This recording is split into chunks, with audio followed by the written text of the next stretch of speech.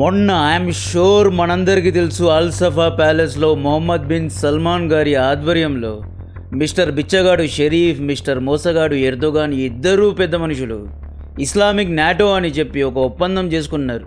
Article 5 clause పెట్టుకొని ఏ ఒక్క దేశంపై ఎవరైనా దాడి చేస్తే మిగతా 2 దేశాలు కూడా యుద్ధభూమిలో దిగుతాయి, ఆల్అవుట్ అయిపోతాము, సౌదీపై చేయి వేస్తే ఖబర్దార్ అని చెప్పి ప్రకటించారు. అది కూడా ముస్లిమ్స్ అందరికీ పవిత్ర స్థలమైన మక్కాలో ఈ ఒప్పందం చేసుకున్నారు.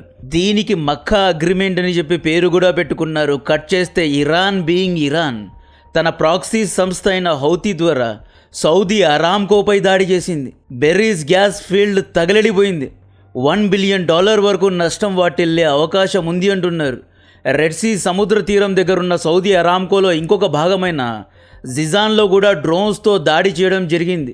జుబైల్ ఇండస్ట్రియల్ ఏరియాలో హై అలర్ట్ను జారీ చేశారు. ఫైర్ ఎక్స్టింగ్విషర్స్ ద్వారా మంటలను ఆర్పుతున్నారు. ఈ శాటిలైట్ ఇమేజెస్లో రెడ్ కలర్ ప్యాచెస్ను చూడగలరు. అక్కడే అగ్గి రాజుకుంది అన్నమాట. ఇరాన్ ఇస్తున్న మెసేజ్ ఏంటి అంటే ఎందుకు దాడి చేస్తోంది అనే విషయాలు చాలా ఇంట్రెస్టింగ్గా ఉంటాయి. అసలు సిసలైన గేమ్ ఇప్పుడే స్టార్ట్ అయింది. అంటే ఇస్లామిక్ నాటో అని ఒప్పందాలు చేసుకోవడం కాదు, అసలు టైంలో యుద్ధ భూమిలో దిగాలి, మాట కోసం నిలబడాలి. ఇప్పుడు ఎవరు సౌదీను కాపాడడానికి వస్తారు అనేది చెప్తా. నా కాంటెంట్ నచ్చితే మినిమం 10K లైక్స్ ఇవ్వడానికి ట్రై చేయండి. ఇస్లామిక్ నాటో ఒప్పందం తర్వాత వెంటనే ఇరాన్ ఎంపీ ఇబ్రాహీం రైసీ ఏమంటారు అంటే ఈ సోకాల్డ్ అలయన్స్ను ఖండించారు. ఇన్ని రోజులు సౌదీ యుఎస్ఏతో రక్షణ ఒప్పందాలు చేసుకుంది, తమపై దాడి చేస్తే యుఎస్ఏ ఆర్మీ వస్తుంది అనుకుంది. బట్ ఈ కరెంట్ వార్లో యుఎస్ఏ ఆర్మీ కూడా మీకు సహాయపడడం లేదు. మా యొక్క డ్రోన్స్కు యుఎస్ఏ దగ్గర సమాధానాలు లేవు. యుఎస్ఏకు ఆల్టర్నేటివ్గా మీరు టర్కీ, పాకిస్తాన్తో రక్షణ ఒప్పందాలు చేసుకున్నారు. అండ్ ఆ ఇద్దరు కాదు ఇంకొక 3 వచ్చినా మిమ్మల్ని కాపాడలేరు అని చెప్పి ఇరాన్ లా maker come MP Ibrahim Raisi ఒక సందేశం ఇచ్చాడు. యాక్చువల్లీ సౌదీ అరేబియా టర్కీ, పాకిస్తాన్తోనే ఎందుకు ఉమ్మా అలయన్స్ చేసుకుందో తెలుసా? ఈ 2 దేశాలు సున్నీ ముస్లిం మెజారిటీ దేశాలు కాబట్టి, ఇరాన్ అనేది షియా ముస్లిం మెజారిటీ దేశం కాబట్టి చదరంగంలో రాజును కాపాడడానికి మిగతా ఆటగాళ్ళు ప్రయత్నిస్తూ ఉంటారు. ఇందులో భాగంగా కొంతమంది పావుల్లాగా కూడా మారుతూ ఉంటారు. గల్ఫ్ యుద్ధాల్లో రాజు యుఎస్ఏ కాదు, ఇజ్రాయెల్ కూడా కాదు, అసలు సిసలైన రాజు సౌదీ అరేబియా. రాజు ఒకటే అడుగు వేయగలడు, అటు లేదా ఇటు. రాజుకు పవర్స్ ఉండవు. వితౌట్ మంత్రి హీఈస్ పవర్లెస్. సౌదీ కూడా అంతే. సౌదీ దగ్గర డబ్బులు ఉన్నాయి అండ్ రిలీజియస్ టూరిజం ఉంది, బట్ ఆయుధ శక్తి లేదు, యుద్ధ నీతి తెలియదు, యుద్ధం ఎలా గెలవాలి అనేది తెలియదు. ఇక్కడ సౌదీ, యుఏఈ, ఖతార్ ఎక్సెట్రా దేశాల్లో యుఎస్ఏ మిలిటరీ బేసెస్ ఉన్నాయి కాబట్టే ఇరాన్ ఒక నేరేటివ్ను సెట్ చేసి ముందుకెళ్తోంది. ఆ నెరేటివ్ ఏంటి అంటే పవిత్రమైన ఇస్లామిక్ దేశాల్లో క్రైస్తవ యూదుల మిలిటరీ బేసెస్ ఉన్నాయి. సున్నీ దేశాలు పాలస్తీన్ను ఆక్రమించిన ఇజ్రాయెల్కు సపోర్ట్ చేసే అమెరికా సైన్యం నుండి ఆయుధాలు కొంటున్నారు. కాంట్రాస్ట్గా మేము అంటే ఇరాన్ అనే మేము ఈ ఇజ్రాయలీ, అమెరికన్ బేసెస్ను ఇస్లామిక్ దేశాల నుండి తరిమి కొడతాము అనే నేరేటివ్ ఇరాన్ సెట్ చేసింది. ఇరాన్పై ముస్లిం సమాజంలో గౌరవం ఇంకా పెరిగింది. ఇక్కడ ఇస్లామిక్ సమాజంలో ఇరాన్ అంటే ఏంటి? ఇస్లామిక్ దేశాల్లో యుఎస్ఏ, ఇజ్రాయలీ మిలిటరీ బేసెస్ను తరిమి కొట్టే ఒక రెసిస్టెంట్ గ్రూప్ లాగా ఇరాన్ని చూస్తున్నారు. సౌదీ ఈ నేరేటివ్ను బ్రేక్ చేయడానికి నాటో అలయన్స్లో జాయిన్ అయింది. ఇది ఇంకా ఈజీగా అర్థం కావాలి అంటే ఒసామా బిన్ లాడెన్ తండ్రి గారు చాలా పెద్ద construction company owner. Bin Laden group ఈయనదే. సౌదీ రాయల్ ఫ్యామిలీకు బంధువు ఈయన. 1991లో కువైట్ను ఇరాక్ ఆక్రమించింది. Bin Laden Saudi king Fahd గారి దగ్గరికి వెళ్ళి సోవియట్ యూనియన్ను ఓడించిన ముజాహిదీన్లతో 1,00,000 మంది సైన్యంతో నేను ఇరాక్తో యుద్ధం చేస్తా, సద్దాం హుసేన్ను ఓడిస్తా, గెరిల్లా యుద్ధాన్ని స్టార్ట్ చేస్తా. తన తండ్రి bin Laden group construction company ద్వారా ఇరాక్ బార్డర్ దగ్గర ట్రంచెస్ కట్టడానికి నాకు కొంత డబ్బులు ఇవ్వండి, కువైట్ను మనమే కాపాడుకుందాం. యుఎస్ఏ అనేది ఇన్ఫిడిల్ అంటే కఫీర్ దేశం, అల్లాను నమ్మని దేశం, వాళ్ళు మనకు హెల్ప్ చేయకూడదు అని చెప్పి ఒక ప్రతిపాదన పెట్టాడు. దీనికి రాజు కింగ్ ఫహద్ పక్కమని నవ్వాడు. సద్దాం హుసేన్ మామూలోడు కాదు. 10 ఇయర్స్ ఇరాన్ను 10 చెరువుల నీళ్లు తాగించాడు. ఇది ఆఫ్ఘనిస్తాన్ కాదు. ఇక్కడ కొండ లోయలు లేవు, దాక్కొని గొరిల్లా యుద్ధం చేయడానికి లేదు, AK-47 గన్స్తో పన్నవద్దు. యుఎస్ఏ దగ్గర ఫైటర్ జెట్స్ ఉన్నాయి, శాటిలైట్స్ ఉన్నాయి, డ్రోన్స్ ఉన్నాయి, ఎక్సెట్రా. ప్రపంచంలోనే అడ్వాన్స్డ్ ఆర్మీ యుఎస్ఏ దగ్గర ఉంది కాబట్టి కువైట్ను రక్షించే బాధ్యత యుఎస్ఏ అని చెప్పి యుఎస్ఏకి ఆ కార్యక్రమాన్ని సౌదీ రాజు అప్పచెప్పాడు.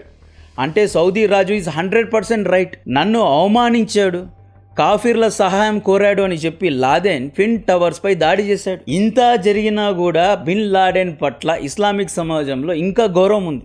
బికాస్ ఈయన ఐడియాలజీ ఏంటి, ఇస్లామిక్ దేశాల్లో అమెరికన్ ఆర్మీ ఉండకూడదు అని చెప్పి ఈయన యొక్క ఐడియాలజీ. అండ్ ఇదేం నేను కల్పించుకొని చెప్పడం లేదు. లాదెన్ అండ్ కింగ్ ఫహద్ గారి మధ్య జరిగిన సంభాషణను ఎక్కడైనా రీసెర్చ్ చేసుకోండి.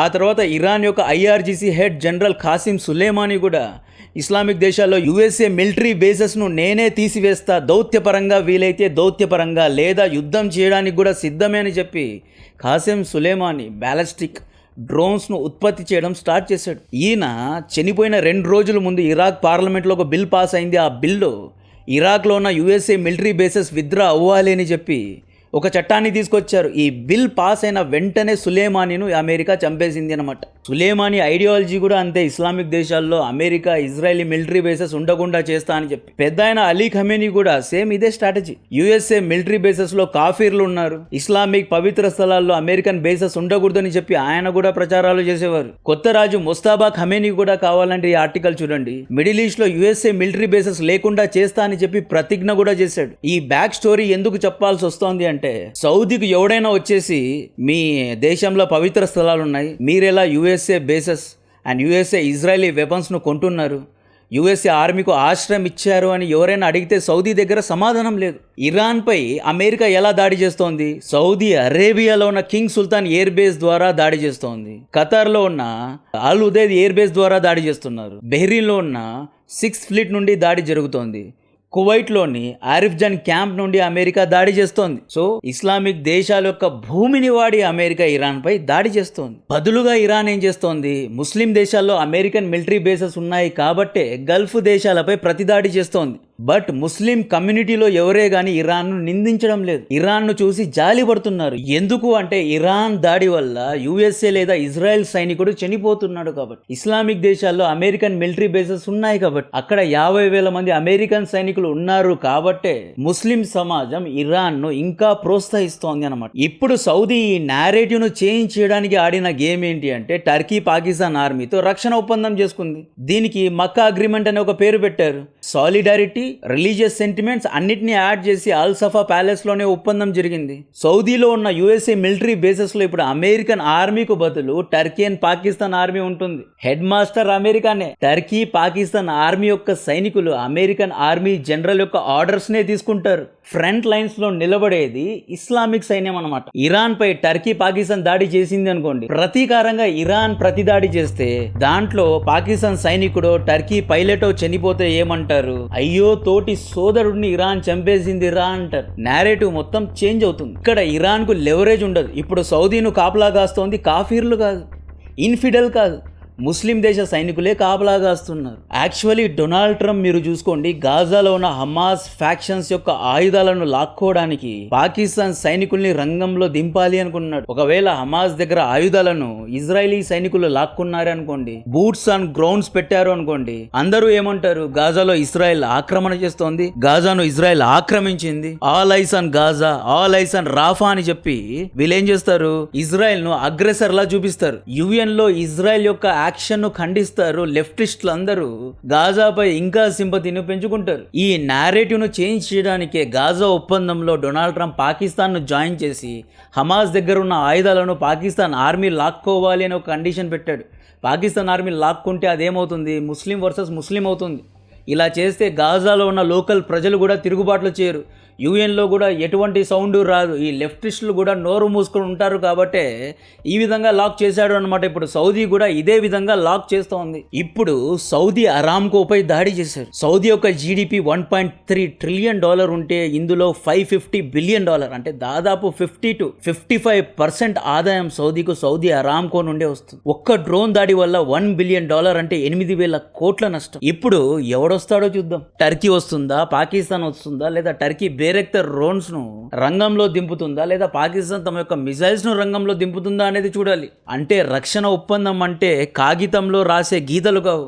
యుద్ధ భూమిలో దిగాలి, ఇరాన్ను ఓడించాలి, హౌతీపై దాడి చేయాలి, సౌదీను రక్షించాలి. ఇప్పటికే 2 సార్లు సౌదీ అరామ్కోపై దాడి జరిగినా కూడా ఎవరే గానీ రాలేదు. ఇరాన్ ఇక్కడ చాలా క్లెవర్ గా గేమ్ ఆడుతోంది. ఇరాన్ డైరెక్ట్ గా దాడి చేయడం లేదు, ప్రాక్సీ గ్రూప్ అయిన హౌతీ ద్వారా దాడి చేస్తోంది. ఒకవేళ హౌతీపై పాకిస్తాన్ దాడి చేసింది లేదా ఇరాన్ పైనే పాకిస్తాన్ దాడి చేసింది అనుకోండి, పాకిస్తాన్ లో ఉన్న షియా ముస్లిం పాకిస్తాన్ ప్రభుత్వానికి వ్యతిరేకంగా ప్రొటెస్ట్ చేస్తారు. లేదు టర్కీ ఫుల్ ఫామ్ లో వచ్చేసి నేనే పెద్ద తోపు అని చెప్పి ఇరాన్ పై ప్రతిదాడి చేసింది అనుకోండి. సిరియాలో టర్కీ యొక్క అల్ జొలానీ ప్రభుత్వం ఉంది.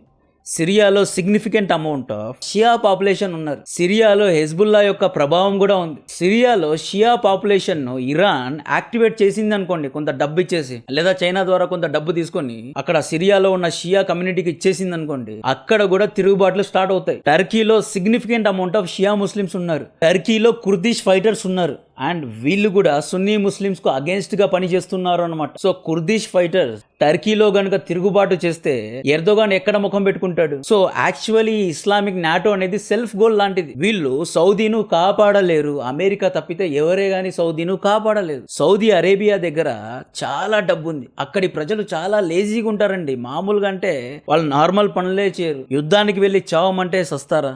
సౌదీ సిటిజన్స్ వీకెండ్ అయితే బెహ్రీన్కి వెళ్ళేసి పార్టీలు చేసుకొని అక్కడ కొంతమందిని మెయింటైన్ చేసుకొని హ్యాపీగా లైఫ్ ను లీడ్ చేస్తున్నారు. వీళ్ళు సడన్ గా యుద్ధంలో దిగంటే దిగలేరు కాబట్టి పాకిస్తాన్ సైనికుల యొక్క సహాయాన్ని కోరుతున్నారు లేదా టర్కీ డ్రోన్స్ యొక్క సహాయాన్ని కోరుతున్నారు అనమాట. సో ఈ విధంగా ఇప్పుడు బాల్ అనేది ఇస్లామిక్ నాటో కోర్టులో ఉంది. సౌదీపై దాడి జరిగింది కదా, యాజ్ పర్ అగ్రిమెంట్ మీరు ఎప్పుడు వస్తారు అని చెప్పి ప్రపంచం అడుగుతోంది. దీని గురించిన మరిన్ని డీటెయిల్స్ ఇస్తూనే ఉంటా. కాంటెంట్ నచ్చితే వీడియోను లైక్ చేయండి, ఛానల్ ను సబ్స్క్రైబ్ చేసి అందరికీ షేర్ చేయండి. జై హింద్.